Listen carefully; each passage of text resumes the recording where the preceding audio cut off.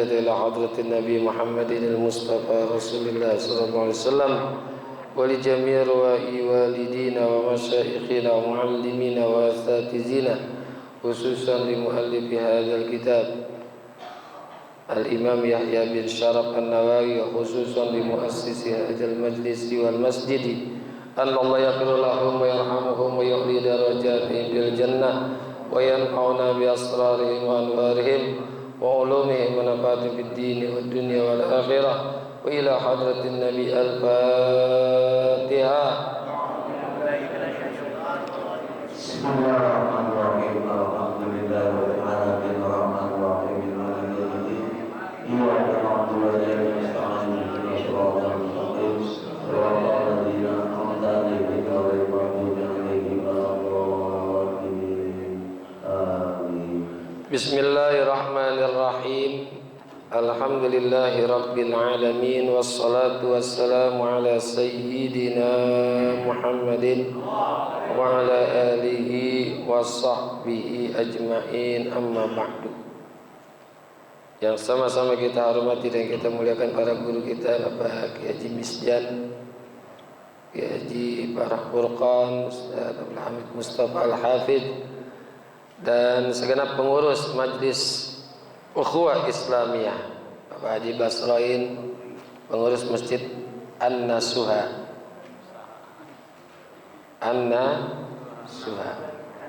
Bapak Kiai Haji Ahmad Syatibi, dan para jamaah hadirin, bapak-bapak, hadirat, ibu-ibu yang semoga kita semua dirahmati Allah Subhanahu wa taala. Alhamdulillah, pagi hari ini kita kembali hadir di majlis ini dalam rangka talabul ilmi. Mudah-mudahan hadirnya kita mendapatkan ilmu yang manfaat, ridho dan inayat, sehat afiat dalam ibadat, lulus kita punya hajat-hajat dunia, hajat akhirat, mati husnul khatimah. Al-Fatihah. A'udzubillahi minasyaitonir rajim. Bismillahirrahmanirrahim.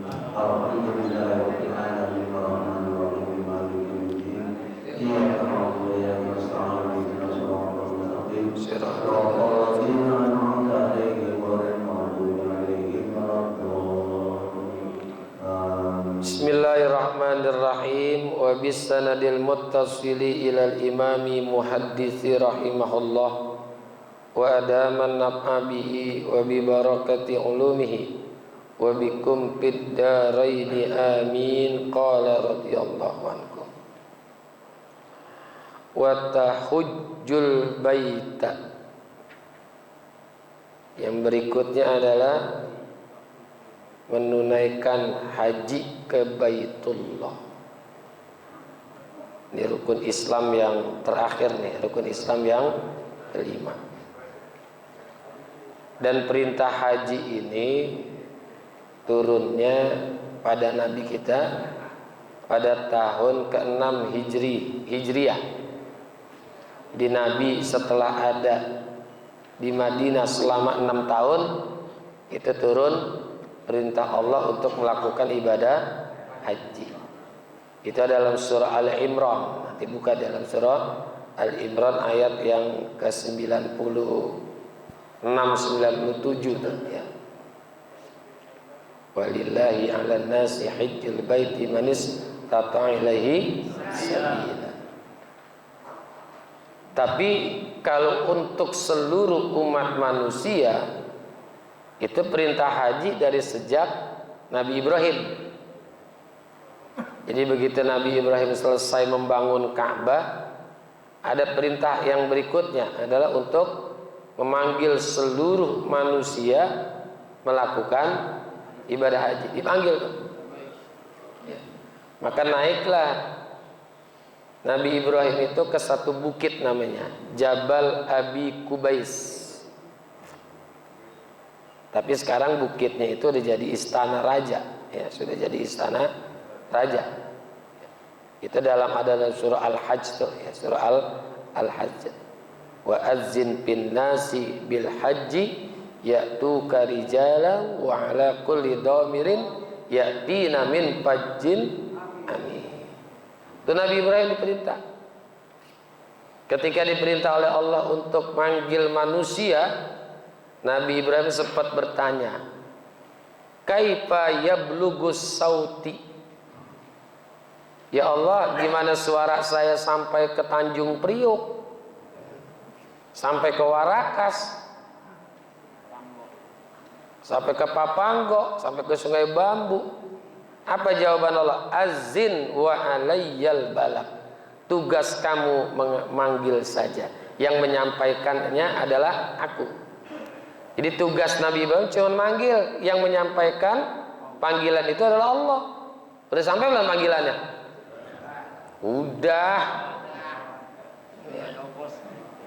Itu kalau ustadz guru kita nyebut siapa orang yang punya uang, coba berangkat ibadah haji, itu panggilan.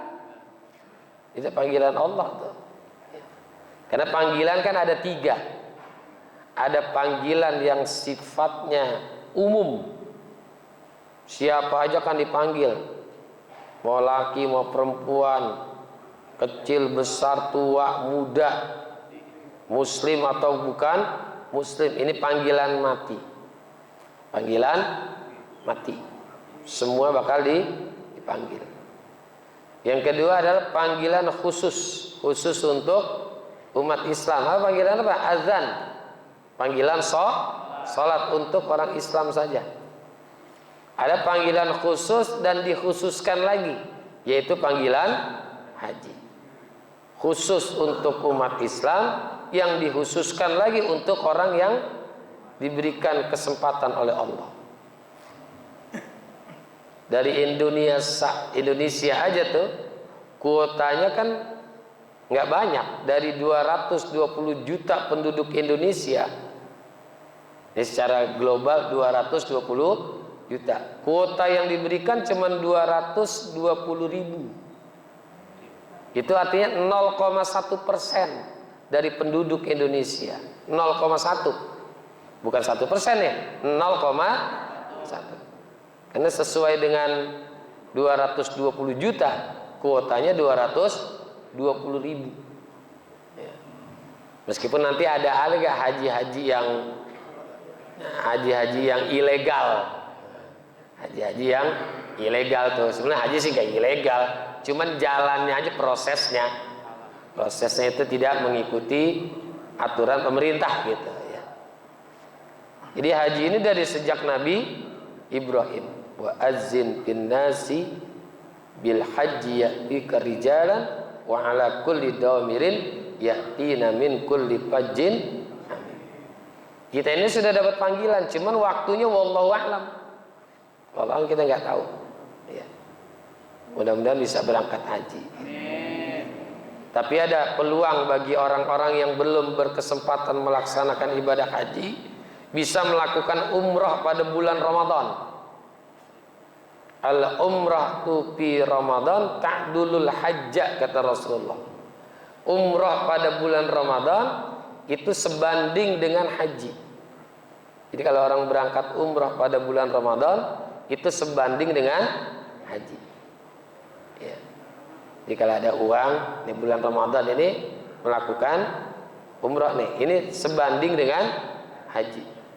Jadi kalau kita nggak sempat untuk haji yang bulan haji, ya di bulan Ramadan ini nilainya sama dengan haji. Dan ibadah haji ini kan ibadah yang paling mengundang riya. Makanya ayatnya ada yang di depannya pakai lillah, yang satu pakai lillah. Ada ayat wa atimmul hajja wal umrata lillah, itu surah Al-Baqarah. Ayat yang satu walillahi 'alan nasi apa? Walillahi 'alan nasi hijjul baiti man istata'a ilaihi sabila. Wa atimmul hajja wal umrata lillah. Yang satu walillahi 'alan nasi hijjul baiti man istata'a ilaihi sabila. Satu ayat diawali dengan lillah, satu ayat ditutup dengan lillah. Ini artinya harus dipagerin. Harus semata-mata karena Allah. Karena haji ini paling gampang mengundang riya nih. Kalau sholat masih bisa ngumpet, betul nggak? Iya. Zakat juga masih bisa ngumpet. Kadang-kadang disuruh aja kagak dia kerjain. Puasa apalagi ini rahasia banget. Tapi haji semua orang bisa tahu. 20 tahun belum berangkat haji, orang udah tahu. Tahu dari mana kamu? Lihat tadi rumahnya udah ditawar. Tuh, baru ngelawar rumah. Rumahnya baru mau ditawar. Belum lagi waktu nyetornya, belum lagi waktu manasiknya, belum lagi ketika walimatus safar, belum lagi waktu berangkatnya, semua orang tahu. Makanya haji ini menjadi gengsi besar nih. Menjadi gengsi. Sampai ada orang pulang haji nggak dipanggil haji, marah. Di undangan nggak ada huruf H-nya, nggak datang. Ini kenapa nggak ada huruf H-nya? Bukan udah haji. Haji kan mahal, nungguinnya lama lagi. Ya, ini kenapa nggak ada huruf H-nya ini? Padahal waktu walimatus safar kan dia datang, dia tahu. Padahal namanya haji, Nabi Muhammad juga. Nabi Muhammad haji nggak? Haji. Hajinya haji wada pada tahun ke-9.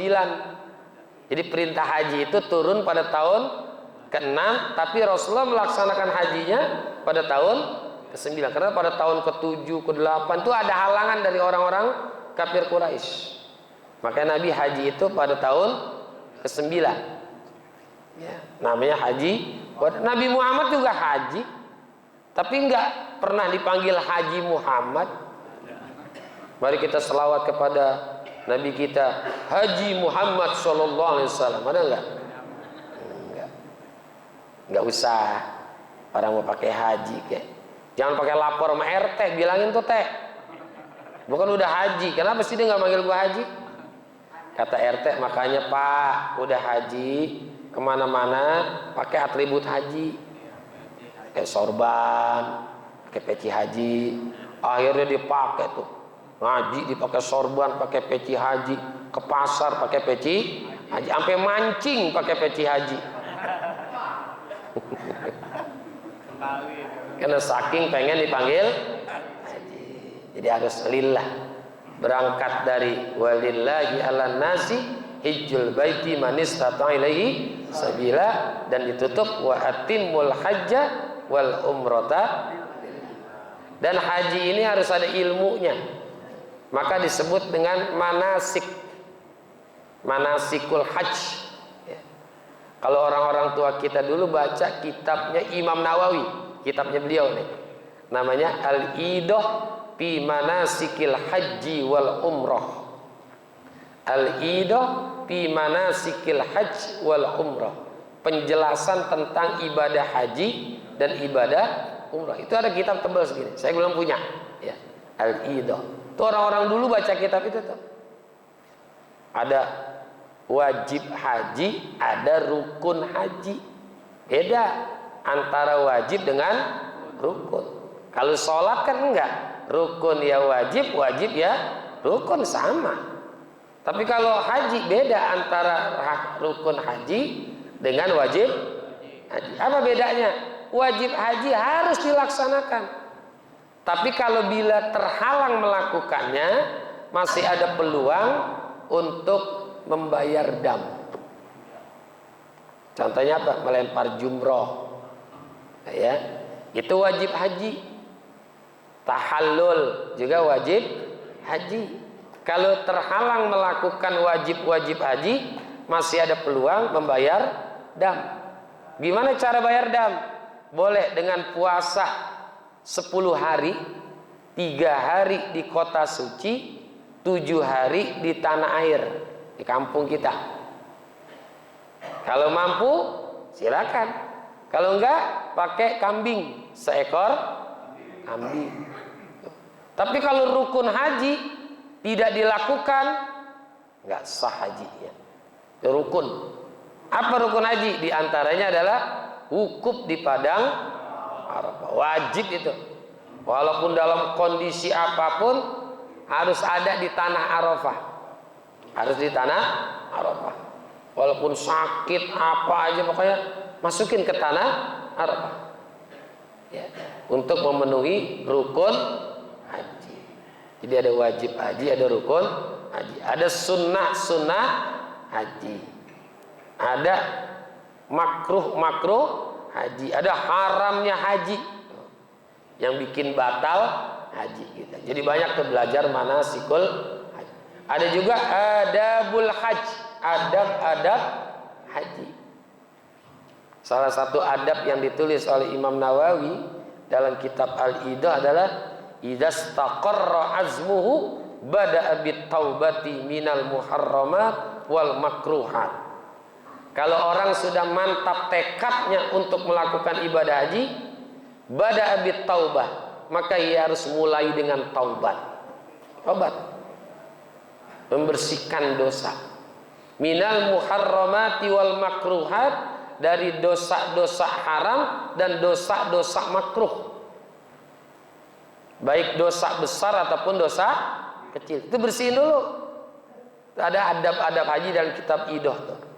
Idastaqarra azmuhu, apabila orang sudah mantap tekadnya untuk melakukan ibadah haji, maka ia harus memulai dengan istighfar, dengan taubat.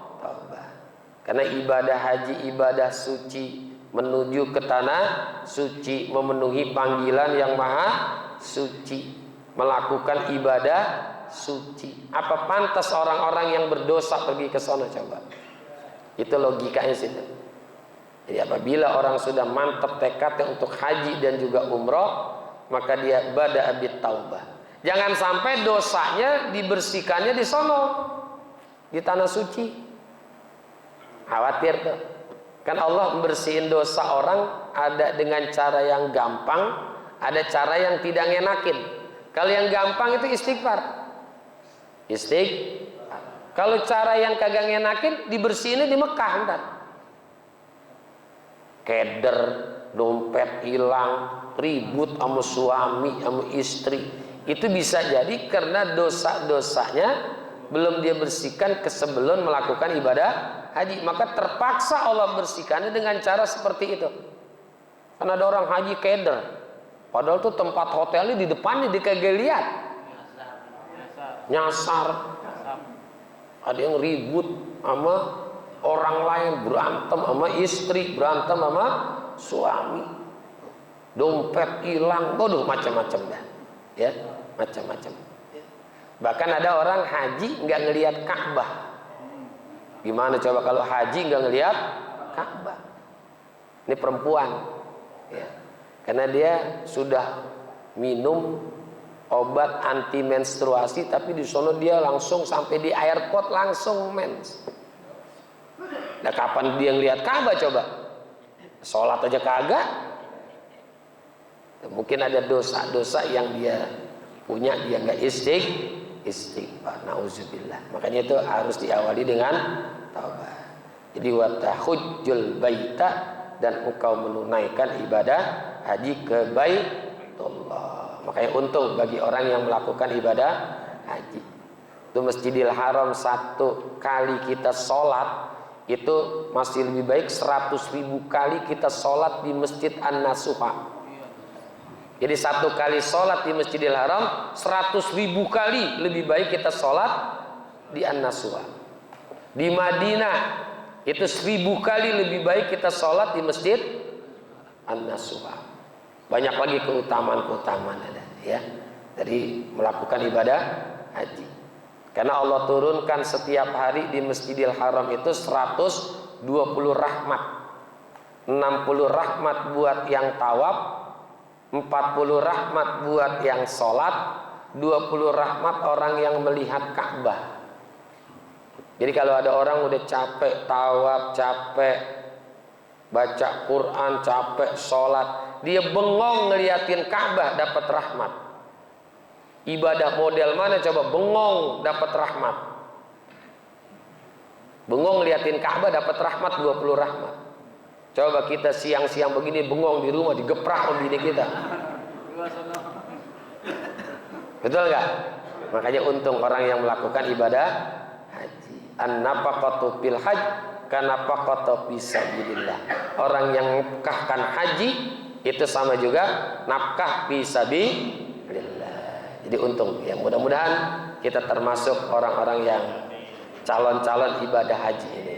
Amin. Summa qala wallahu a'lam bissawab.